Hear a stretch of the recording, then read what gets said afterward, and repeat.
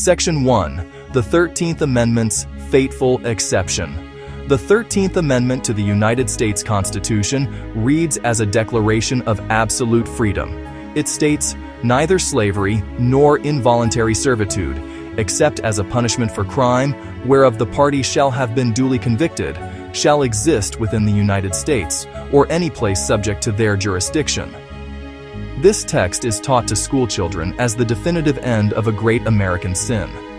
It is presented as a moral triumph, the legal instrument that finally severed the nation from its brutal past of human bondage.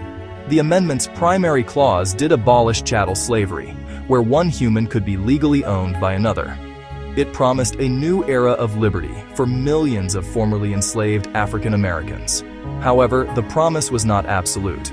A critical exception was embedded directly into the amendment's core. The phrase, "except as a punishment for crime whereof the party shall have been duly convicted," created a legal loophole.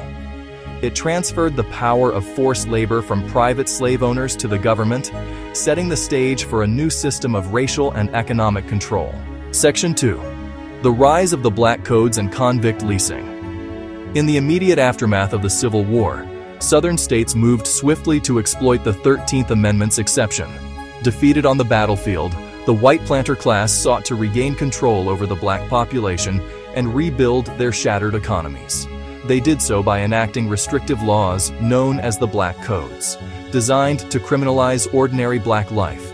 Activities such as vagrancy, loitering, breaking curfew, possessing a firearm, and speaking loudly in the presence of white women were transformed into criminal offenses, targeting African Americans.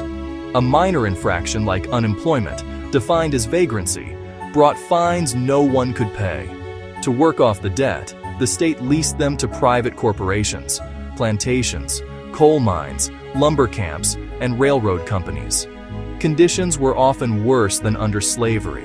Leased convicts were expendable. In some Alabama mines, annual mortality exceeded 40%, slavery by another name. Section 3. The courts sanction a new form of bondage. The legal architecture was fortified and legitimized by the courts.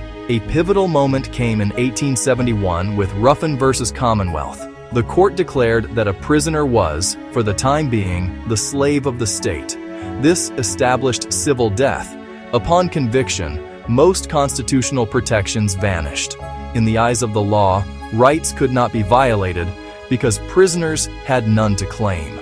Forced labor, corporal punishment, and inhumane conditions were thus justified.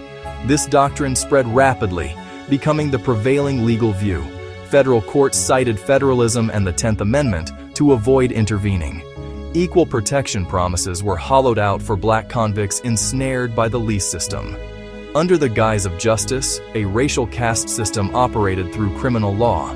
The legislature created crimes, police enforced them, and courts bestowed constitutional blessing. As scrutiny of convict leasing grew, Southern states phased it out and replaced it with the chain gang. States put prisoners to work directly on public projects, most notably roads. They maintained roads for 10 to 12 hours a day. Prisoners, still overwhelmingly black, were shackled together with chains. Labor under the hot sun was grueling and relentless. The chain gang was theatrical punishment, designed to humiliate and terrorize. Men slept in portable cages, subject to whippings and minimal care. Armed white guards commanded black men in chains, an echo of antebellum slavery. The automobile boom demanded paved roads. Chain gangs provided nearly free labor. States built infrastructure without paying market wages, an irresistible incentive. When one exploitation became controversial, another took its place.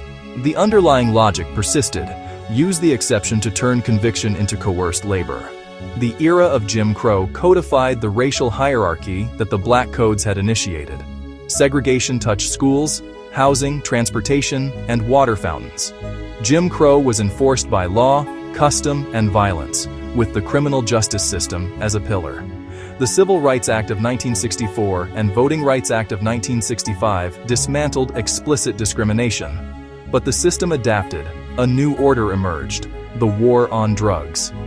Beginning in the 1970s and escalating in the 1980s and 1990s, laws, tactics, and sentences hardened. Despite similar drug use across races, enforcement concentrated in black and brown neighborhoods.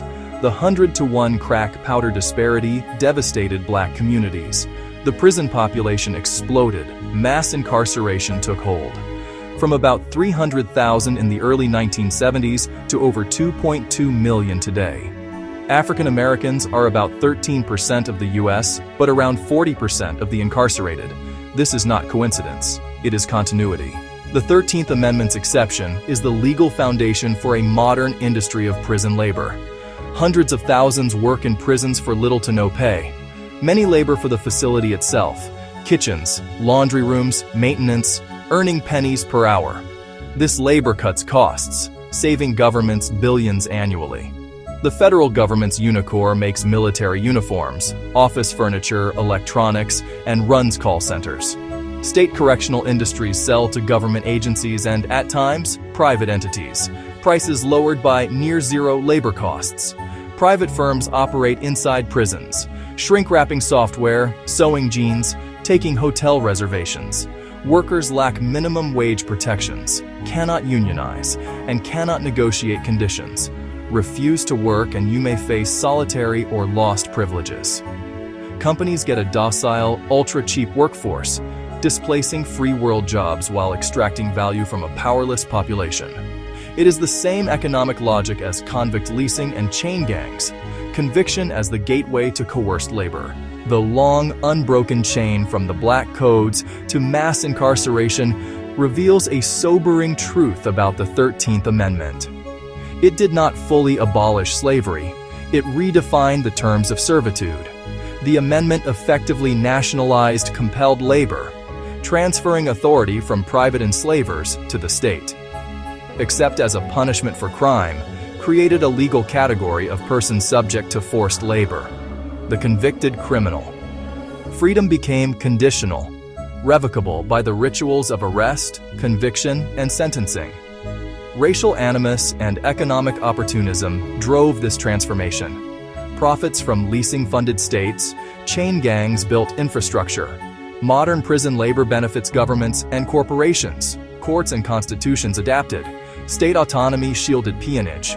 Commerce flowed with prison-made goods.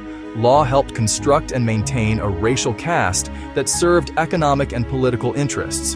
For many, emancipation meant a transfer of ownership, from plantation master to master state. Understanding this history is essential today. The chains were not broken, they were merely reforged.